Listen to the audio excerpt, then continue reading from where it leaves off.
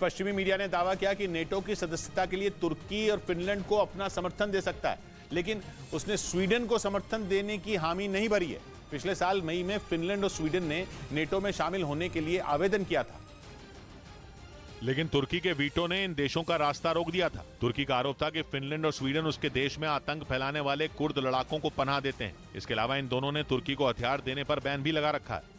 पश्चिमी मीडिया का दावा है कि इसी वजह से तुर्की ने फिनलैंड और स्वीडन का विरोध किया था, क्योंकि किसी भी देश को नेटो का सदस्य बनने के लिए उसके मौजूदा सभी 30 सदस्यों की मंजूरी मिलनी जरूरी है।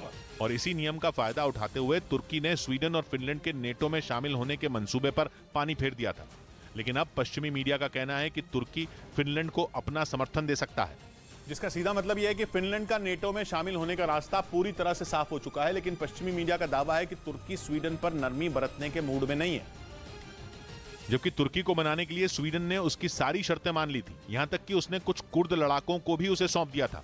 लेकिन कुछ हफ्ते पहले स्वीडन की राजधानी स्टॉकहोम में हुए एक विरोध प्रदर्शन की वजह से स्वीडन और तुर्की के रिश्ते फिर बिगड़ गए थे, क्योंकि उस दौरान कुछ प्रदर्शनकारियों ने कुरान की प्रतियों में आग लगा दी थी और कुरान जलाने की इस घटना पर कई मुस्लिम देशों ने स्वीडन की निंदा की थी।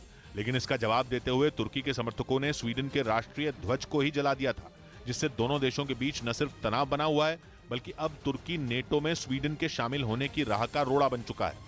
उधर यूक्रेन युद्ध के बीच रूस के राष्ट्रपति व्लादिमीर पुतिन ने हेलीकॉप्टर बनाने वाली एक फैक्ट्री का दौरा किया। इस दौरान वो वहां एक हेलीकॉप्टर को भी उड़ाते नजर आए। हालांकि पुतिन जिस हेलीकॉप्टर की सवारी करते दिखे, उसका इस्तेमाल पायलटों की ट्रेनिंग के लिए किया जाता है, जो आसमान में उड़ने की बजाय जमीन पर ही रहता है। पुतिन ने उस ट्रेनिंग हेलीकॉप्टर से उड़ान भरने के बाद उसे ठीक तरीके से लैंड भी कराया। पुतिन ने जिस हेलीकॉप्टर बनाने वाली फैक्ट्री का दौरा किया, वो रूस में साइबेरिया के बुर्याचिया इलाके में मौजूद है। पुतिन ने वहां फैक्ट्री के कर्मचारियों से मुलाकात की और उनका हौसला बढ़ाया। फैक्ट्री का जायजा लेने के बाद पुतिन ने मीडिया से भी बातचीत की और दावा किया कि पश्चिमी देशों के लगाए गए आर्थिक प्रतिबंध रूस का कुछ भी नहीं बिगाड़ पाए। पुतिन ने आरोप लगाया कि पश्चिमी देश आर्थिक प्रतिबंधों के जरिए रूस को दुनिया से अलग थलग करना चाहते हैं। इधर छत्तीसगढ़ के महासमुंद जिले में एक ईंट भट्टे में काम करने वाले 5 मजदूरों की दम घुटने से मौत हो गई, जबकि एक मजदूर को अस्पताल में भर्ती करवाना पड़ गया, जहां डॉक्टरों ने उसकी हालत गंभीर बताई। बताया गया कि उन मजदूरों ने वहां रात के समय ईंटों को पकाने के लिए भट्टे में आग लगाई और फिर उसी के पास सो गए, जिसके बाद सुबह 5 मजदूरों के शव बरामद हुए।